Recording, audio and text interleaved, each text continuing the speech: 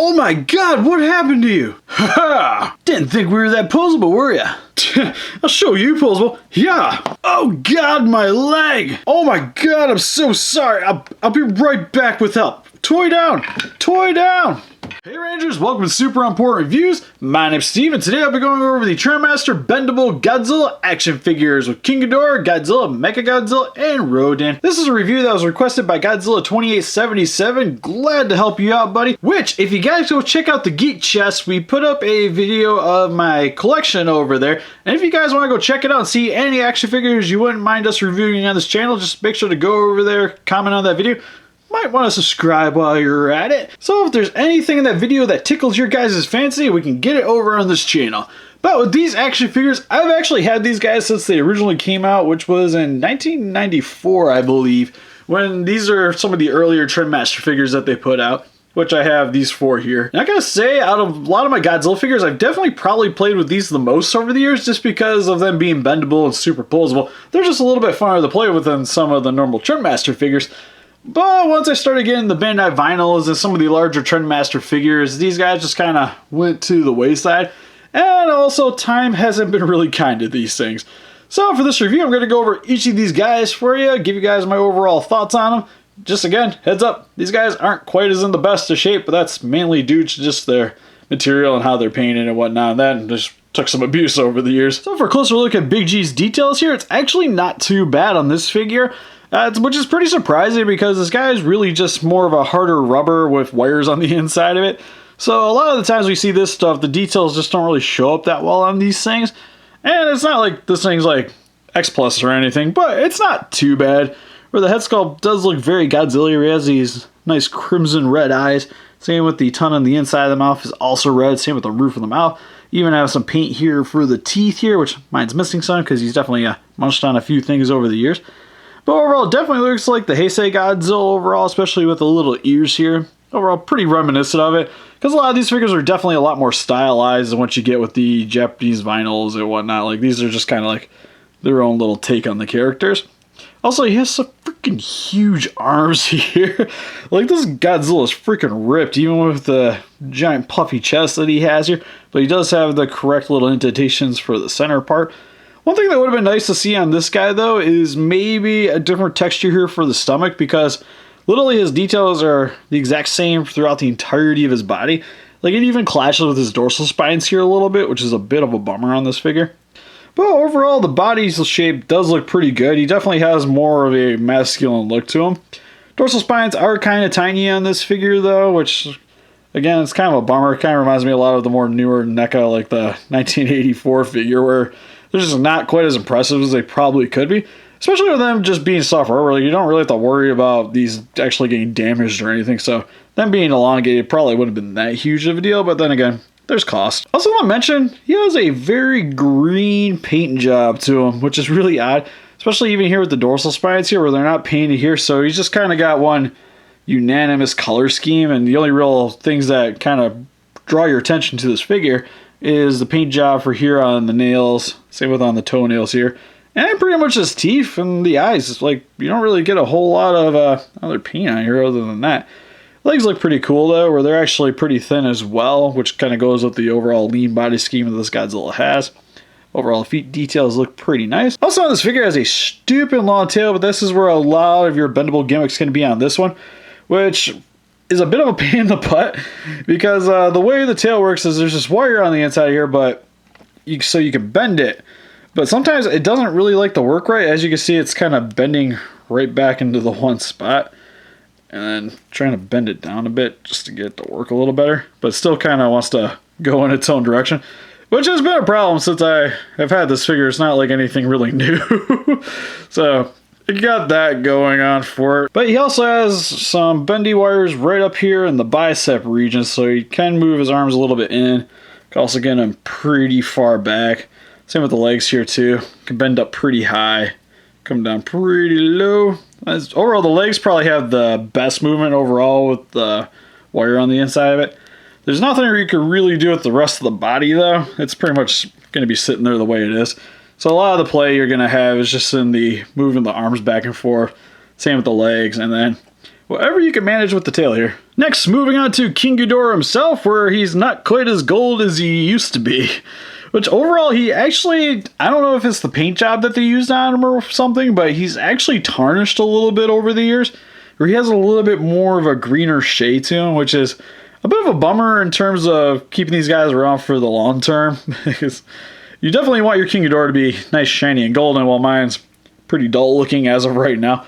But again, a lot of that has to do with also these guys just had a lot of heavy play when I was younger. But actually, I really like the King Ghidorah overall in terms of looks. Like, the head sculpts actually really aren't that bad, especially for how tiny they are. Like, grabbing Godzilla real quick, you can kind of see the size difference between the two. And overall, the heads actually have held up a lot of their details, which is really impressive. Even the paint job on the inside of the mouth, where they have that nice kind of blood texture there for the tongue and the roof of the mouth. Teeth are painted pretty well. Also have some paint here on the eyes. Overall, the rest of his body is going to be golden. Does have the diamond plating here, which is actually really nice. It even has like different textures here going on the bottom of the neck here too, which is actually pretty sweet. Even has a little strip of spikes here on the back, same with coming along the top of the neck here. Wings are actually not too bad. And you got his little forked tail. I think you can definitely tell that this figure, the rubber isn't holding up quite as well as what he used to. Like, there's a little bit of wear right here. One thing I noticed right before the start of me doing this review is that the wire is actually popping out on the foot here, so I'm going to have to try to repair that. The same thing over here where you can see the wire is starting to want to pop out of this leg as well, which isn't very good. But for most of the rest of it, it doesn't look too bad. And then for his articulation, he has wires in each of his heads, so you can pretty much bend them all the way back if you really wanted to get Godzilla doing like the body slams with them. And they do have a decent amount of posability if you want to move these things around, which is actually really nice, like something you definitely want with the King Ghidorah. The wings, the wire is through this little section right here. So that's where your primary articulation is going to be coming from. The main thing that sucked about that, though, is that because the rest is just pretty much rubber, it actually kind of warps the rubber a bit. So depending on how you have the wire bent, this part's going to like bend in kind of weird.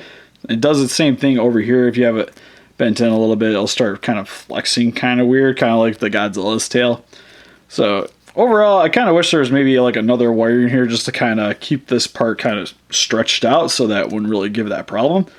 But for something from the early 90s, not too bad. And again, has some wires here in the feet, so you can actually pose the feet a little bit, but a lot of the time they want to try to go back into rest. But it does have a decent amount of articulation there at the feet. And then there's also one here at the tail, which you can get it to bend down. I think you could pretty much get it to go all the way straight forward, so you get that. And it comes right up to about here in the tail, so even each of these little extra sections are also posable. And next we move on to Rodan, which is the ugliest of the 4 kaijus we are going over today. Like, the Trendmaster Rodan is definitely a pretty hideous looking kaiju. Because one thing I never really liked about it is for the beak, it doesn't look like a beak. Like, it looks like it's just his mouth is kind of elongated. It's just kind of freaky looking, if you ask me. Does have a decent amount of details there, though. Like, you have the details here for a beak. It's just they never colored it in on any of the versions that I know of. But the mouth texture actually looks pretty nice here, too. Eyes are this nice yellow. Has some bone coloring here for his little horns at the top of his head. Same coming along his chest here, too. Also get a little bit of a more flesh tone paint job on there. Overall, his entire skin body is really dark brown. Has a little bit of spikes here on the top here, which are also this bone color. And his widow stubby tail. But again, never really liked this figure a whole lot because it just doesn't really look a whole lot like Rodan's. Like, if you looked at the back of the boxes originally on those things, like the Rodan on there actually looked freaking sweet, but this is not exactly what we got. But for his articulation, I think he has a wire going to his head, so you can, I believe, get the head to bend up so you can look straight when he's flying around, which is pretty cool. You can also bend that back down. Also has some wires here in the arm section, so you can get him to do a flapping motion if you need to. Can also bend up a little bit, but nothing too crazy. A little bit down. Also has some wires here in the feet, so you can get him to kick forward if you want. Also, it does do a pretty decent back kick as well, and can bend out a little bit. And the tail has a little wire sticking into it as well, so you can get it to bend forward. Or if you want a flying position, you can also get it to go straight down. And then for the kaiju that time has probably been the worst on in terms of paint job is my Mechagodzilla, which you can see here, this guy has definitely been through some battles, as his paint job is overall super scuffy. But one thing I actually really liked about just mainly keeping this guy in my collection is She just looks like a more battle-worn Mechagodzilla, and I just kind of appreciate it. Like, it just looks cool to me. But the sculpt actually on these little rubber figures for the Mechagodzilla is actually really impressive. Like, they get a lot of the details that come across from the Heisei Mechagodzilla, which I remember when they first put this out, I didn't know this guy was actually a thing. It was pretty much the only Mechagodzilla in '94 that I knew of was from the Godzilla vs. Mechagodzilla and Terra Mechagodzilla, which is the '74, which is not what this looks like. So it always just kind of confused me. Like, I was just like, oh, cool, they kind of got their own little version of Mechagodzilla, but no, this guy was actually legit. But the majority of the details do convey over, and it's actually probably the most accurate looking of the Trendmaster figures is the Mechagodzilla. Like, even the more normal figures, and especially the large-scale Trendmaster figure, is actually freaking gorgeous. But for the articulation, my Mechagodzilla's articulation actually sucks a lot, because it doesn't really get a whole lot of play anywhere on the body, except for on the arms, which you can get to bend sort of up, but it takes a little bit of finessing, sort of like the Godzilla tail, where everything just kind of wants to bend back into its own place because the wire's just kind of bent really weird in there. So you can see it's kind of not wanting to flex the way I want it to. I think I might have got it. So you can get the arm to bend up, but yeah, there it goes. And I think the arms can move a little bit forward, but it's pretty hard on these older figures to get it to do what you want. And you can see, actually, the rubber is starting to stretch a little bit, so I'm not going to mess around with that one too much. See, over on this one, oh, man, that snapping sound. But definitely on these figures, a pain in the butt to get it to move any way you really want it to. But there's also a wire here in the leg, so you can get it to stretch up, bend down. They do the forward kick, but that's about as high as you can get it without really worrying about tearing anything. And I think there is a wire in the tail, yep. So you can get the tail, if it would stay set down, whoop, to actually go down in a more flying pose, but mine just kind of really wants to just recede right back up.